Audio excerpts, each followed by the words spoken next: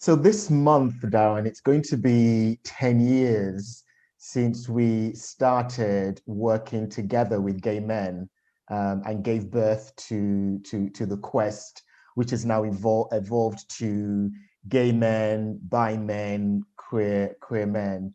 And we thought it'd be nice to have a conversation reflecting on those 10 years and also talking about highlights, lowlights, in terms of what that 10 years has been like for us and the community that we serve. So yeah, where would you like to start in terms of reflections, highlights, lowlights? I think the first thing that occurs to me when you say that, Ade, is 10 years. It's like we survived. Like we've actually kept it going for 10 years because I think there were times where it was difficult and there was struggles and we went highs and lows and what have you. And I think it was a joint commitment. I think there's something around committing to something. I remember you saying early on, this wasn't just a job for you. This was like a mission. It turned into something bigger than just something that we do. And I think had it not been for that for me as well, I don't think I would have continued to do the work. So I'm really pleased. And, mentioning how we've even evolved the name, I think as the years have gone on, we've evolved our understanding of the arena of gay men, the wounds that they carry, and some of the things that are required to heal or to live with those wounds in a way that's more conducive. I think I've certainly grown so much over the 10 years, and I just think there's so much more to go. So but it's amazing, isn't it? I mean, I had dark hair when we started with a bit of grey, and now I've got a little bit of dark hair with mostly grey hair. And I don't know whether that's the work we've done or whether that's just age. How about you? Yeah, everything you said really resonates with me. One of the stories I always remember whenever I think of our journey was I think it was probably in our second year, maybe end of the first year, beginning of second year, where we were looking to bring the work to the Netherlands. And I'd met up with a gay therapist to talk to him about the possibilities. And so he gave me ideas. We talked about working with gay men. And I remember as I was leaving, he said to me, "You're really brave doing this work, because I could never do it." And I remember speaking to you afterwards, like, oh, what did he mean by that? Like, I was so judgmental of him raising that. I had no cognition in terms of what did I even mean? I'm a gay man. Of course, I want to do this. And I think it took probably another 2, 3 years for what he meant to really sink in. And I think for me, that is one of the reflections I have in this work that we've been doing. And what it was, there was something around the wounds that many of us as gay men carry, how deep those wounds go. In fact, in Alan Downes's The Velvet Rage, he talks about we are a wounded lot. And what I hadn't recognized when this gay therapist had mentioned that to me was I'm also bringing my stuff into this space. It wasn't just about us facilitating this group for the people coming in. There was also the fact that some of the stuff that people were bringing in was going to hit against my own stuff. And that is going to send me on my own journey as well. And so I'm grateful that he made that comment because what I recognize now is we are really courageous doing this work. And I give us a pat on the back for engaging on it actually. Yeah, I think, that bravery piece. When I look at the work we do with gay, bi, and queer men in the Quest, and then I look at the other deep work we do with mixed genders, mixed sexuality groups, there is a distinct difference often. And like you say, that depth, that the wounds that get aired, the stories that get unearthed are often devastating, actually. And I don't think I really expected the depth in the work that we did to the degree that we've had. I think after maybe a couple of years, the word trauma seemed an appropriate word to use in some of the sharings that was coming into the room. This kind of collective trauma, but individual trauma as well that young children had gone through and how that had impacted them. I don't think I'd really joined the dots as clearly as I have now, having done this work so many times and done the program so many times. And just the potential for triggering, when people come in, there's nervousness, there's apprehension, there's fear, mistrust. And I think that really made us, set things up so carefully. So, the importance of holding the group really securely because of all those potential obstacles or traps that could be there. And I know on many occasions, and I've been working with someone in the group and triggered them, like suddenly I became that father that, ignored them or didn't give them the love and what have you. And then I had to get really very centered in myself, not to become reactive, but to understand that this is something from the past. So yeah, it really pushed a lot of my bells, and I really had to stay present. I have to stay present in this work. Yeah, yeah. The other reflection that comes up for me was in the early years of doing the work, the criticism that came from therapists, for instance, who heard about the work we were doing. And we would often hear, oh, but you're not therapists, you're life coaches. It's not really therapy. Why are you doing this work? And what I find really interesting is how that is shifted completely now, 10 years down the line. I think probably by year 4, year 5, it had started to shift. And on many of the programs, most of the people in the room were recommended, it was recommended to them by the therapist. So we get loads of referrals now from therapists, because what I think many people were starting to realize, and we realized this early on, was the power of group work.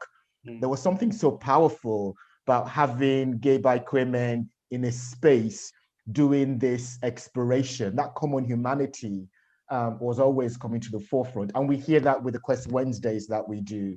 And that's really, really powerful, actually, and very validating as well.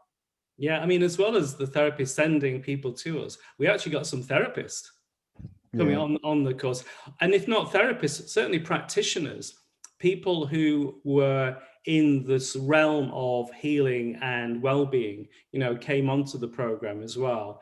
And I think the narrative has changed. I think as well as those suspicions that you mentioned, there was the suspicions in the outside world, and many of my friends were like, is this really required? Like, everything's good, politics have moved on, where we can adopt children. What is the need for this thing? And I think with the recent focus on mental health, people are beginning to wake up to the whole notion that actually mental health affects everybody. It affects most of the population in one way or another. And I think people are beginning to accept that now. But when we were doing the work at the beginning, people were like, well, what's the problem? We don't understand why you're bringing people together to do this work. So I think we got through a difficult time in the narrative. I think it's becoming more acceptable to talk about it now. So certainly that's become a bit easier. I think the other thing that I reflected on is, as well as the construct of what we create, it's the bringing together. It's men that are able to feel safe and vulnerable with each other. And I think for many of the participants, it's probably the first time they felt able to go to that space. So the collective experience and the environment that we create, not only with the program, but with some of the other work we've done, the storytelling performances, the retreats that we used to have in the countryside, where people are sitting and eating, and there's ritual in that. I think that's something that as gay children, most of us didn't have that sense of collective. And for me, that's always been really important, is the space, the environment, the welcoming, bringing people together and doing the work. But I think that bringing people together and giving them an experience which is not sexualized, it's not about what job you do. In fact, most of the participants, they never know what their professions are from beginning to end of the program, because they're having a different type of conversation. Yeah, yeah. And in fact, what you just sharing opens up a space maybe for us to talk about some of our specific highlights and lowlights over the past 10 years. Well, And Yeah. I think, and an automatic low light was when we went to visit a venue, and we loved the retreat center and everything. We were sitting in the lounge, and then they showed us the contract we were having to sign, and they asked for a lot of money up front, didn't they? You know, like Yes. deposits. And you were just very pragmatic and said, "Well, we can't commit to this because we didn't have any money in the bank." I just remember I was really devastated, and we were in the taxi coming back. And I think thinking about it now, reflecting on it, it was that yearning for a created family. And suddenly that family was not going to happen. That retreat was not going to happen. So I remember that had a massive impact. That was a bit of a downer for me. Yeah, yeah. One of my highlights has to do with retreats, actually. So at some point, we did have enough sort of infrastructure to be able to host retreats. And in fact, we held, I think, about four retreats altogether. And there was one where the theme was fairy tales.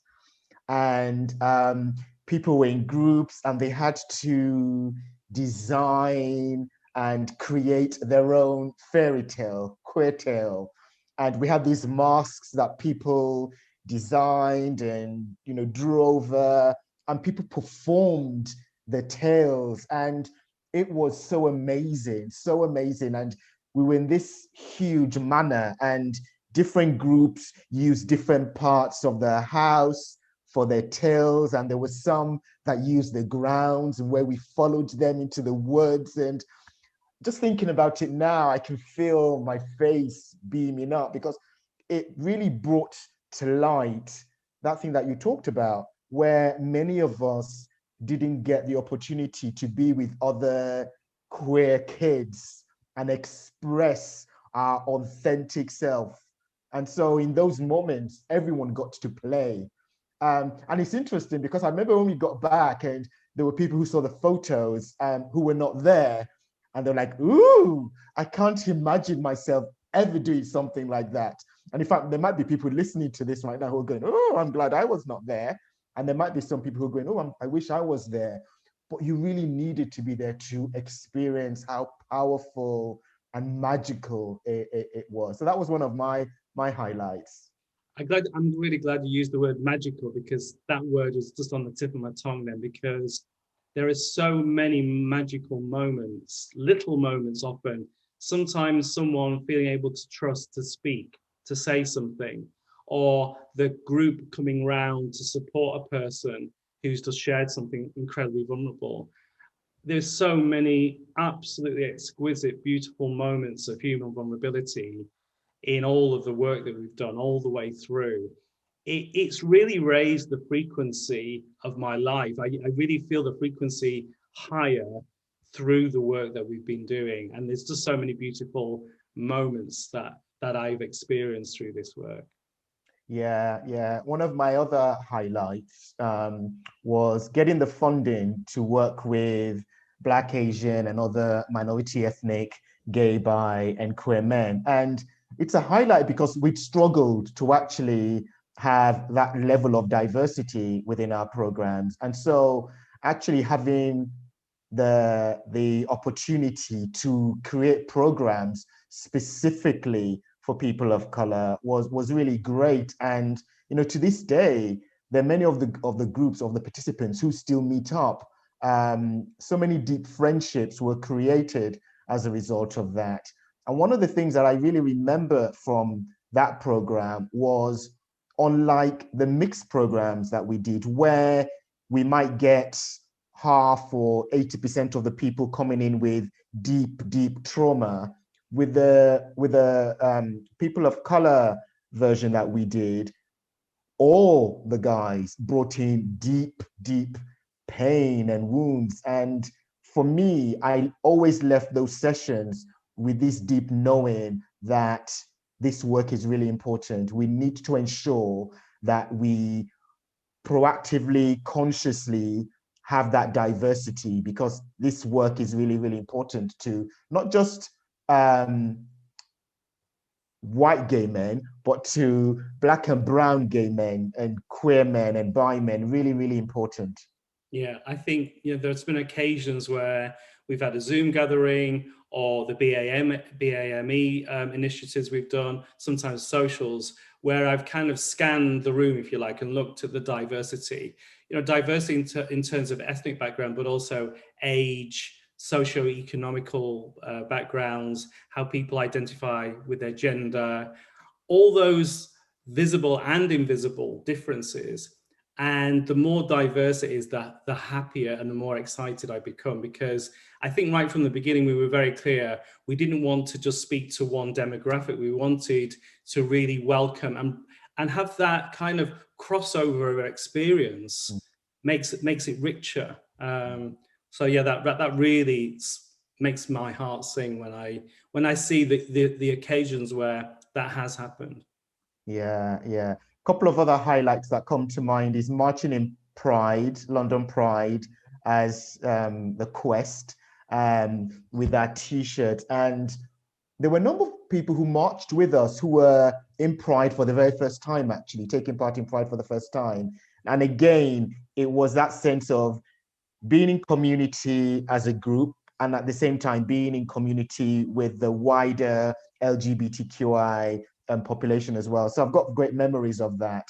And then the book launch, Love Me As I Am, that we published in 2012, and really having that opportunity to create a book where participants get to share their stories. And 8 years down the line, we still get requests on Amazon and other platforms, people wanting to request that book. So yeah, that was another highlight for me. I think, going right back to the beginning, Adé, I don't think either of us would have imagined the range and diversity of work that we've done and the hundreds of people that we've had the honor of working with. It's just been a real adventure, I think. And just listening to you now and recalling all of this, it just makes me curious, really. It's like, what might the next 10 years look like? If we're able to sit here and say we got through another 10, what will have been achieved, and what new relationships will have been formed, and where will that take us? So it's been a great journey so far, and I'm really looking forward to moving it forward and seeing what's next. Yeah, I'm really looking forward to that too. If you were to think of maybe one or two things that you would hope we're doing in 10 years' time when it comes to this work, what might that look like? Wow, that's a big question. You've put me on the spot. I'm not sure. I think the program itself, I think it's something important about the central work that we do, the central program, having that robust investigation. I think it's critical that we do create groups where there are similarities, like the BAME version of the Quest. I think is really, really important. I'd like to see that become mainstay of what we do. Yeah, I don't know. I think, who knows? I mean, I'm quite organic when it comes to things like this, and I just know that there's so much more to learn, and we're only at the beginning, and it's just exciting to feel that we can take the information coming out, the science, the understanding, apply it, bring people together, and hopefully we can all grow in the process of that. What that looks like specifically, I don't know. Did you have some visualizations of something? Yeah, a few ideas are coming to mind just from listening to you. One is, and I think we've spoken about this, I'd certainly love us to do go back to doing more retreats. So we've not had a retreat for a while now. I'd certainly love to have a retreat. Not necessarily in the UK, it could be anywhere else in the world. That would be nice, bringing together gay, bi, queer men. I would love us to, and we're quite good at this, but to have more collaborations.